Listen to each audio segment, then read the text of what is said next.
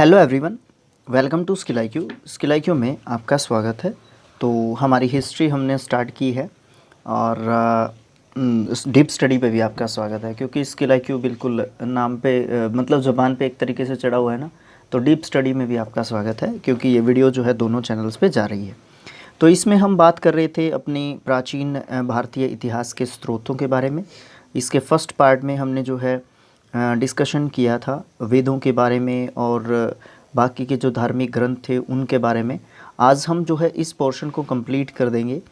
इसमें जो है सबसे पहले हम बात करते हैं विदेशों से जो यात्रीगण आए या लेखक आए। एक तरीके से वो राइटर्स थे जो विदेशों से आए थे ना, वो भारत की यात्रा पे आए थे और वो राइटर लोग थे। तो वो उन्होंने जो है क्या किया था, भारत में वो आए और उन्होंने जो है जिस भी समय में जो भी यात्री या विदेशी जो राइटर या लेखक जो है आया यात्री के रूप में, उसने यहाँ की स्थितियाँ परिस्थितियाँ उन सब चीज़ों के बारे में अपने अपने विचारों को जो है प्रकट किया या प्रस्तुत किया था। ठीक है, तो इसमें सबसे पहले रोमन और यूनानी जो लेखक हैं उनकी बात करते हैं। सबसे पहले टेसियस आए थे। ये जो है राजवैद थे, जो कि ईरान के राजवैद थे और इन्होंने भारत के संबंध में बहुत सारी जो है चीज़ें लिखी। लेकिन उसमें जो है ना ज़्यादातर कहानियाँ या ऐसी इमेजिनेशन यानी कि काल्पनिक कहानियाँ इन्होंने शामिल की थी।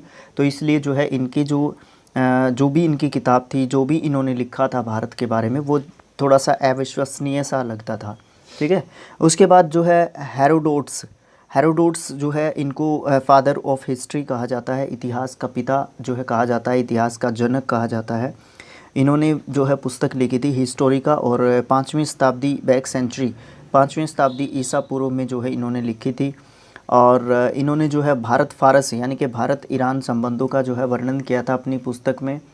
और इनकी जो पुस्तक थी उसमें क्या हुआ था, उसमें जो है बहुत सारी अनुश्रुतियों का मतलब होता है जो सुनी हुई बातें होती हैं। देखिए, एक तो खुद हम जांच करते हैं किसी भी बात की और एक हम सुनी सुनाई बात पे जो है विश्वास करते हैं, तो उस चीज़ को अनुश्रुति कहते हैं।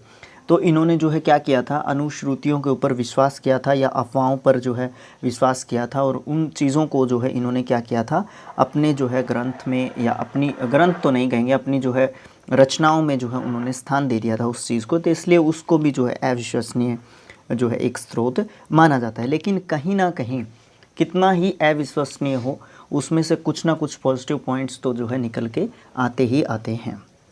फिर हम बात करते हैं सिकंदर के साथ आने वाले कुछ लेखकों की, जिनमें जो है निर्याक्स, आने सीक्रेट्स, आसिस्टोबुल्स आसिटोबुल्स नाम थोड़े से अलग हो जाते हैं ना। आसिटोबुल्स जो है, इन्होंने जो है तीनों राइटर्स ने जो है ये सिकंदर के साथ आए थे। इन्होंने भी जो है सिकंदर के समय पे ये सिकंदर के साथ आए थे भारत में। तो इन्होंने भी जो है बहुत सारी चीज़ें या बहुत सारी बातें जो है इन तीनों लेखकों ने लिखी थी। तो उस समय की जो प्रमाणिक या विश्वसनीय चीज़ें हैं ये, ठीक है, इन्होंने इनकी जो रचनाएं हैं या इनकी जो बातें हैं, जो भी इन्होंने भारत के संबंध में जो है लिखी, तो वो जो है काफ़ी हद तक जो है विश्वसनीय एक तरीके से मानी जाती हैं। ठीक है, तो उसके बाद हम बात करते हैं नेक्स्ट जो हमारे राइटर हैं या जो नेक्स्ट हमारे राइटर हैं वो कौन हैं, उनकी बात करते हैं। मेगास्थनीस जो है सेल्यूकस निकेटर के राजदूत थे और ये जो है किसके काल में जो है भारत में आए थे, चंद्रगुप्त मौर्य के राज दरबार में आए थे। और मौर्य समाज के बारे में, मौर्य साम्राज्य के बारे में इन्होंने, या मौर्य साम्राज्य कालीन अगर हमें जानकारियाँ चाहिए या इतिहास, उस समय के इतिहास की हम बात करते हैं, तो मेगास्थनीस ने जो है अपनी पुस्तक लिखी थी इंडिका। उसमें जो है मौर्य समाज और संस्कृति, राजनीतिक दशा, आर्थिक दशा, सभी चीज़ों के बारे में इन्होंने बताया था। आगे हम बात करते हैं अपने डाइमैक्स के बारे में। डाइमैक्स जो है हमारे एक सीरियन जो राजा थे, उन आंतीयोक्स के राजदूत थे डाइमैक्स। और इन्होंने जो है बिंदुसार के समय में जो है ये हमारे भारत में आए थे और इन्होंने बिंदुसार के समय में जो है क्या किया था, जो कि बिंदुसार जो है राजा थे हमारे मौर्य साम्राज्य के। तो मौर्य युग या मौर्य समाज जो है या मौर्य जो समाज है उसके बारे में और भी ज़्यादा जानकारी प्राप्त करनी है और बिंदुसार के समय की जानकारी प्राप्त करनी है, तो हम जो है आंतीयोक्स का जो है इतिहास या इन अंत्योक्स ने जो भी लिखा था उनका जो विवरण है उनको पढ़कर जो है हम अपने देश के बारे में जानकारी प्राप्त कर सकते हैं। डायोनीसियस जो है मिस्र राजा थे एक टोलमी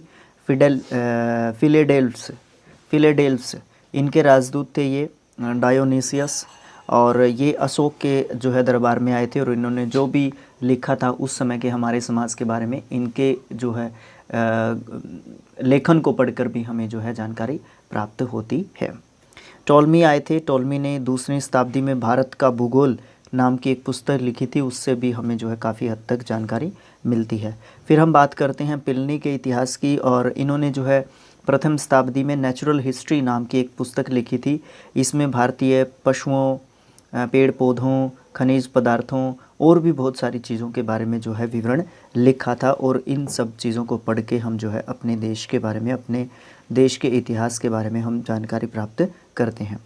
Periplus of the Erythraean Sea, Periplus of the Erythraean Sea जो है ये कोई राइटर नहीं है, ये एक बुक है।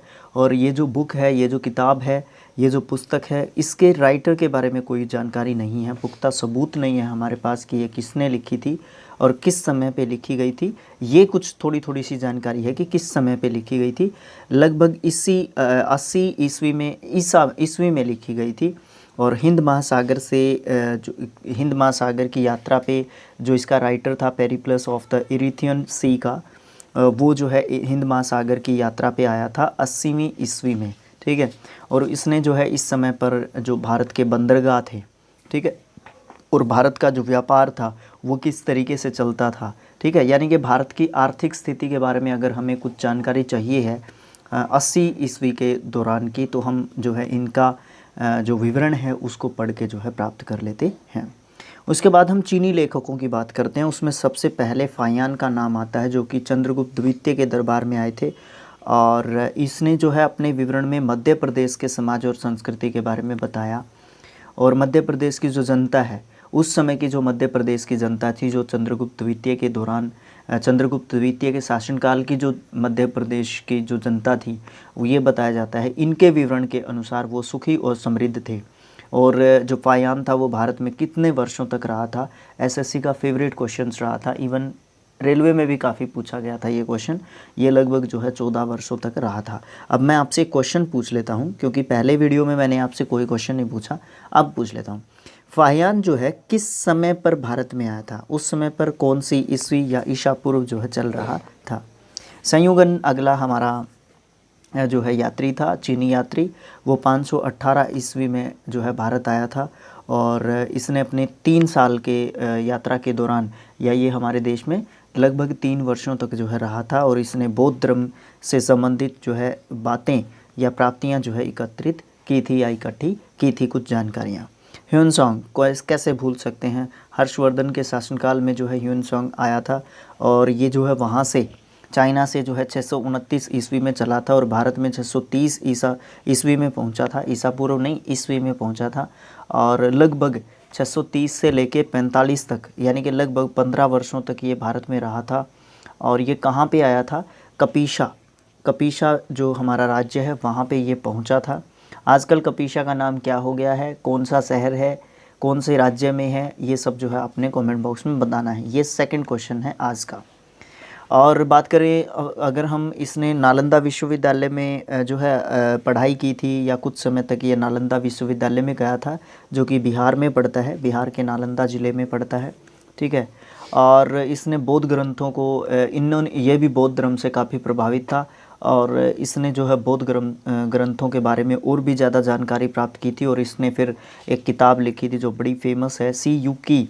और ये जो सारी यात्रा थी, ये 15 वर्षों का जो इसका अनुभव था, इनका जो 15 वर्षों का अनुभव था, इन्होंने जो है सी यू की नाम की अपनी पुस्तक में जो है इसको लिखा था, जिसमें सी यू की में भारत के साथ साथ जो है 138 देशों का विवरण या यात्रा वृत्तांत, जो इन्होंने जो अलग अलग देशों का भ्रमण किया था, वो विवरण जो है हमें सी यू की बुक में मिलता है। लगभग 138 देशों का विवरण उस किताब में लिखा था इन्होंने। हर्ष काल के दौरान जो समाज था वो कैसा था, कौन सा धर्म प्रचलित था। धर्म तो ऑब्वियसली जो है बौद्ध धर्म के काफ़ी कड़े अनुयायी रहे हैं हर्षवर्धन, सम्राट हर्षवर्धन, ठीक है।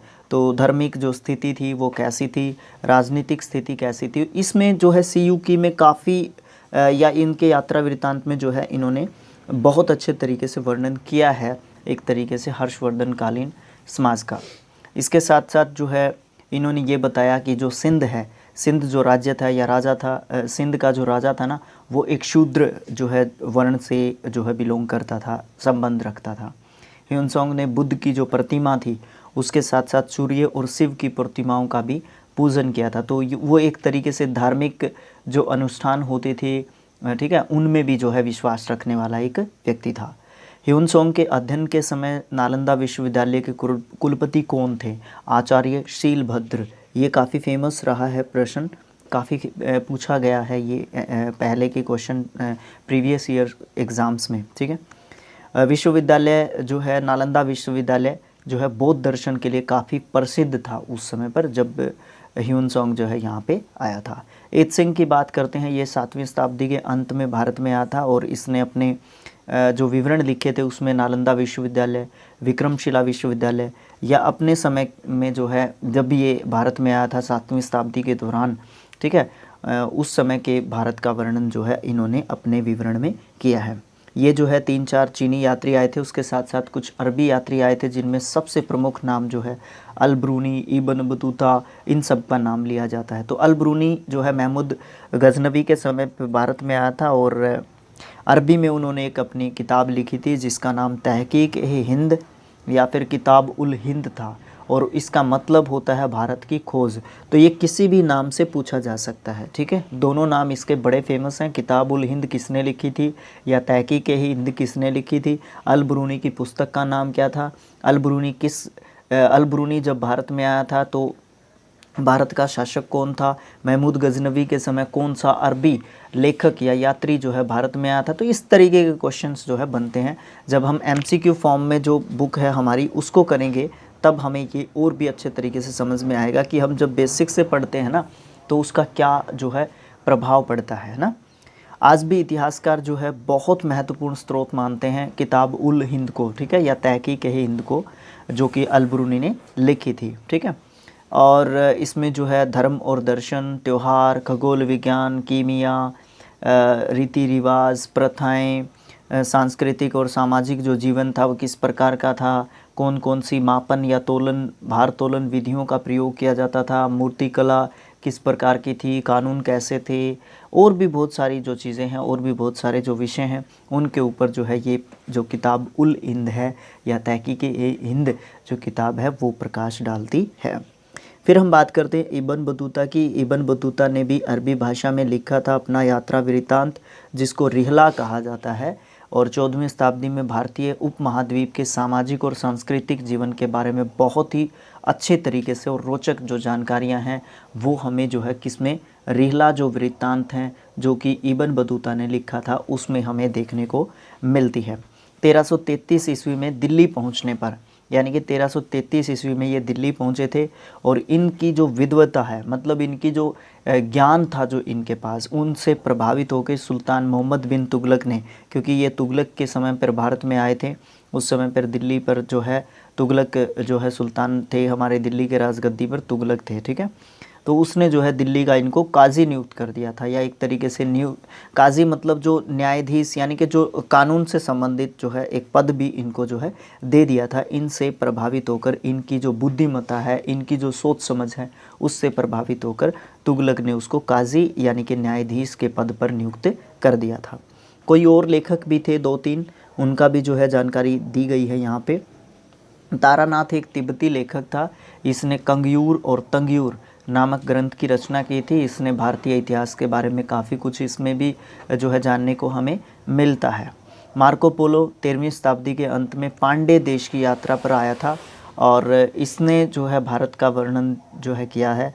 ये भी जो है एक तरीके से भारत के बारे में या भारत के इतिहास के बारे में जब हम जानते हैं या कोशिश करते हैं अपने देश के बारे में जानने की, तो इनके जो है विवरण को भी उसमें शामिल किया जाता है। ठीक है, उसके बाद हम बात करते हैं, ये कुछ यात्री आए थे, उसके बाद पुरातत्व संबंधी साक्ष्य या उनसे किस प्रकार की जो जानकारियाँ हैं वो मिली, उनके बारे में बात करते हैं। ठीक है, 1400 ईसा पूर्व के अभिलेख हैं। एक अभिलेख है 1400 ईसा पूर्व में, 1400 बैक सेंचुरी में जो है मिला था एक अभिलेख जिसका नाम बोगाज कोई था।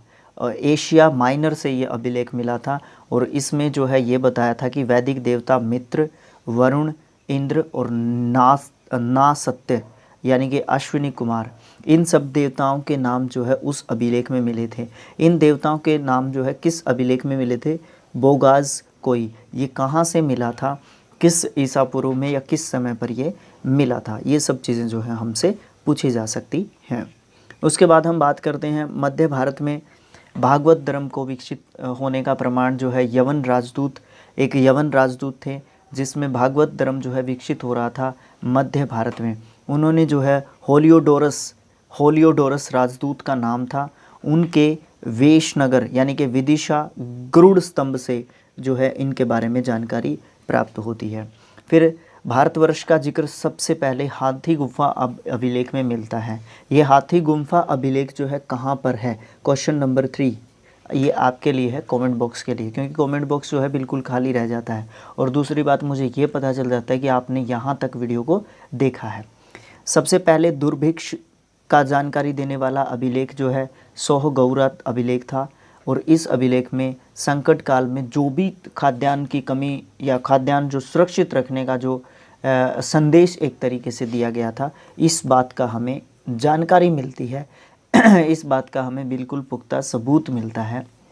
किस अभिलेख थे? अभिलेख से, सोहगौरा अभिलेख से। सबसे पहले भारत पर होने वाले हुणों ने आक्रमण किए थे। कितने आक्रमण किए थे? चलो मैं ये नहीं पूछता हूँ, कोई बात नहीं, रहने दीजिए, अगर पता है तो बता भी सकते हैं आप। ठीक है, मैं इसको क्वेश्चन नंबर 4 नहीं दूंगा।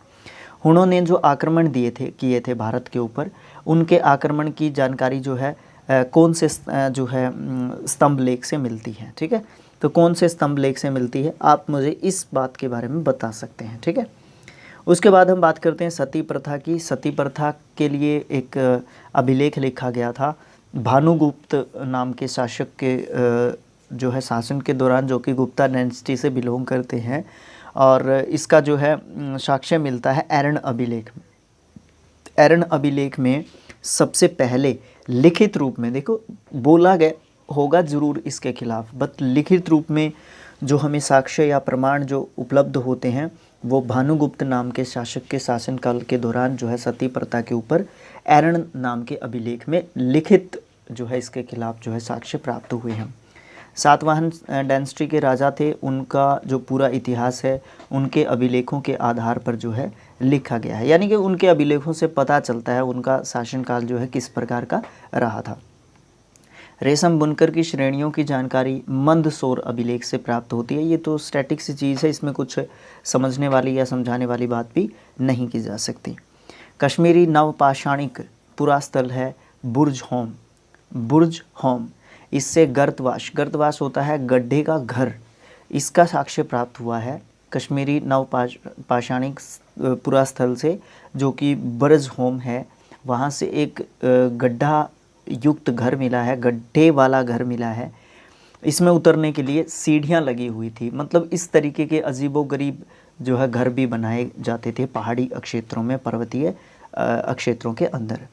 प्राचीनतम सिक्कों को आहत कहा जाता है, ये भी काफ़ी पूछा गया प्रश्न है। और इसी चीज़ को साहित्य में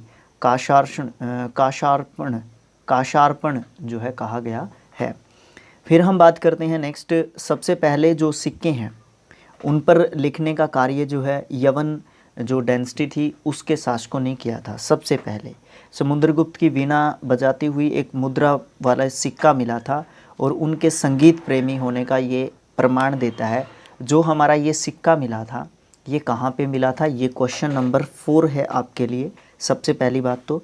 और जो समुद्रगुप्त है वो गुप्ता डायनेस्टी के काफ़ी जो है फेमस एक एम्परर, एक राजा जो है रहे हैं। और दूसरी बात, इनकी वीणा बजाते हुए जो है एक मुद्रा मिली थी, सिक्का मिला था जिसके ऊपर ये वीणा बजाते हुए दिखाई दे रही हैं। इसका मतलब क्या है कि जो समुद्रगुप्त थे उनको संगीत का काफ़ी शौक़ था, यानी कि संगीत प्रेमी वो एक शासक थे। उन्होंने अपने समय में संगीत को काफ़ी बढ़ावा भी दिया था, ऐसा हिस्ट्री में पढ़ा था मैंने। अरिकमेडु पुडुचेरी के निकट एक गांव पड़ता है, गांव क्या एक जगह है ये, और यहाँ से रोमन सिक्के प्राप्त हुए हैं। सबसे पहले भारत में संबंध जो है, भारत के संबंध बर्मा जो कि म्यांमार आजकल कहलाता है, मलाया यानी कि स्वर्णद्वीप, कंबोडिया यानी कि कंबोज, जावा यानी कि यमन द्वीप से जो है स्थापित हुए थे। सबसे पहले संबंध जो है हमारे विदेशी अगर संबंध जो है हमारे प्रमाण तो यही कहते हैं, हिस्ट्री तो हमारी यही कहती है। कुछ अभिलेख हैं, ये अभिलेख किस शासक के शासनकाल के दौरान लिखे गए थे या किस शासक के शासनकाल के बारे में जानकारी प्रदान करते हैं, ये बात हम देखते हैं। हाथी गुम्फा अभिलेख है, कलिंग राज खारवेल जो है के समय के हैं ये। जूनागढ़ अभिलेख जो है रुद्रदमन के समय के हैं। नासिक अभिलेख गौतमी बलश्री के समय के हैं। प्रयाग स्तंभ लेख जो है समुद्रगुप्त के समय के हैं। ऐहोल अभिलेख जो है पुलकेशिन द्वितीय के समय के हैं। मंदसौर अभिलेख जो है मालवा नरेश यशोवर्मन के टाइम के हैं। ग्वालियर अभिलेख जो है प्रतिहार नरेश भोज थे, उनके समय के हैं। बित्री और जूनागढ़ अभिलेख जो है स्कंदगुप्त के समय के हैं। और देवपाड़ा अभिलेख जो है बंगाल में एक शासक थे विजय सेन, उनके समय के अभिलेख हैं। अभिलेखों से जो है हम अभिलेखों की जो अध्ययन करने की जो कला है उसको एपिग्राफी कहा जाता है। और एपिग्राफर जो है क्या होता है, जो अध्ययन करता है, ठीक है, ये जो है आप ध्यान रखें। उसके बाद उत्तर भारत में मंदिर कला जो शैली है उसको नागर शैली कहा जाता है, इसके बारे में परिचित होंगे आप।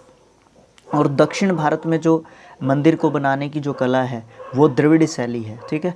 और दक्षिणापथ यानी कि दक्षिण की तरफ जब जैसे जैसे हम जाते हैं उत्तर की तरफ से, तो हम जो है क्या करते हैं, जो मंदिर बनाने का जो तरीका है, ये जो शैली है जो मंदिर बनाने की, वो द्रविड़ और नागर दोनों शैलियों का प्रभाव हमें उसमें देखने को मिलता है। और उस शैली को हम क्या कहते हैं, वेसर शैली कहते हैं। यानी कि इन शॉर्ट 3 प्रकार की शैलियाँ हैं मंदिर बनाने की।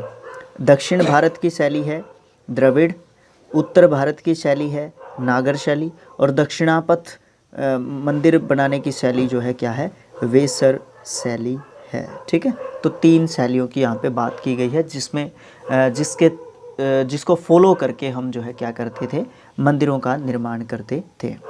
लास्ट पॉइंट होगा आज का, पंचायतन शब्द मंदिर रचना शैली से संबंधित है। और ये एक हिंदू मंदिर तब पंचायतन शैली कहलाता है। एक हिंदू मंदिर तब पंचायतन शैली का कहलाता है जब उसका जो मुख्य मंदिर है, जहाँ पे 4 सहायक जो है मंदिरों से वो घिरा हुआ हो। यानी कि जो मेन जो मंदिर है, मान लीजिए ये प्रमुख मंदिर है, इसके चारों तरफ जो है एक एक मंदिर जो है बनाया गया हो। इस प्रकार की जो संरचना बनती है मंदिरों की, उसको क्या कहा जाता है, पंचायतन मंदिर कला शैली, ठीक है, कहा जाता है। इस प्रकार की जो शैली से बनाए गए मंदिर हैं वो कौन कौन से हैं और कहाँ कहाँ पे हैं, इस चीज़ के बारे में भी पूछ लिया जाता है। कंदरिया मंदिर महादेव मंदिर है खजुराहो में। बृहदेश्वर मंदिर ब्रह्मोश्वर मंदिर है भुवनेश्वर में, ठीक है। लक्ष्मण मंदिर है खजुराहो में। लिंगराज मंदिर है भुवनेश्वर में। दशावतार मंदिर है देवगढ़ उत्तर प्रदेश के अंदर। और गुंडेश्वर मंदिर है महाराष्ट्र के अंदर।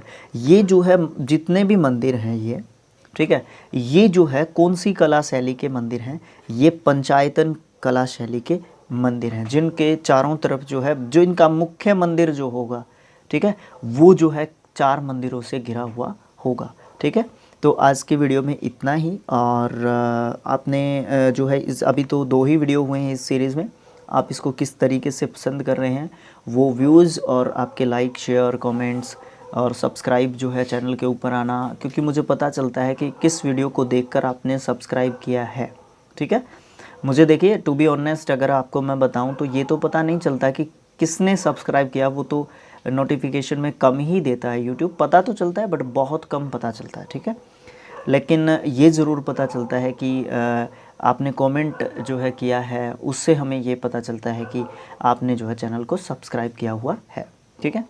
और ज़रूरी भी नहीं है बट आप सब्सक्राइब करें और सपोर्ट करें अपने चैनल को, ताकि हम जो है और भी अच्छे तरीके से या और भी बढ़िया तरीके से जो है हम यहाँ पे टीचिंग का जो सिलसिला है उसको जारी रख सकें। तो thanks for watching, thank you so much. मिलेंगे नेक्स्ट पार्ट में, जो कि प्रागैतिहासिक काल के बारे में हम जो है इसमें बात करेंगे। मुश्किल से 10 मिनट या 15 मिनट का ये नेक्स्ट जो वीडियो होगा पार्ट नंबर 3, ठीक है। तो इसी तरीके से हम अपनी हिस्ट्री को जारी रखने की कोशिश करेंगे। Thanks for watching, thank you so much.